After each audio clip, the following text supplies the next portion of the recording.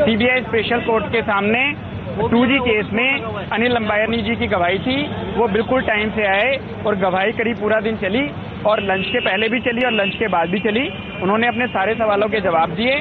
शुरू में उनको चीफ में एग्जामिन किया मिस्टर ललित ने और उसके बाद डिफेंस ने क्रॉस एग्जामिन किया, क्योंकि उनकी कोई डिपोजिशन में कोई भी डिफेंस के लिए कोई भी डैमेजिंग बात नहीं थी, तो उनकी क्रॉस एग्जामिनेशन थोड़ी सी देर की थी और उन्होंने बड़े अच्छे तरीके से सारे प्रोसिक्यूशन के भी सवालों के जवाब दिए और अब डिपोजिशन खत्म हो गई है और कल टीना अंबानी जी की डिपोजिशन है। ये बताइए को सपोर्ट किया? उनका पहले का कोई बयान नहीं दिखाया जा रहा था, तो इसीलिए ये नहीं कहा जा सकता कि उन्होंने सपोर्ट किया या नहीं किया। वो इस केस से रिलेटेड विटनेस ही नहीं थे मेरे हिसाब से।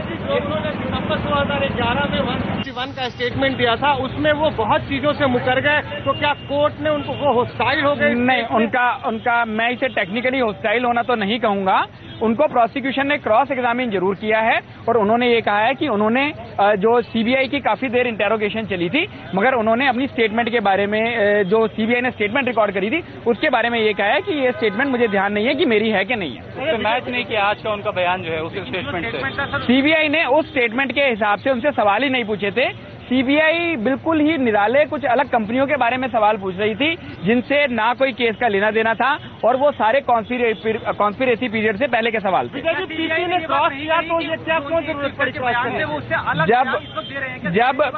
जब अगर कोई भी चीज प्रोसिक्यूशन को अपने हित में नहीं लगती है तो प्रोसिक्यूशन का राइट होता है उसको गवाह को क्रॉस एग्जामिन करने का, जो कि कोर्ट ने परमिट किया। और बल्कि जब उनको मिस्टर ललित एग्जामिन कर रहे थे तो आप डिपोजिशन देखेंगे, हमने ऑब्जेक्शन की और आज हमारी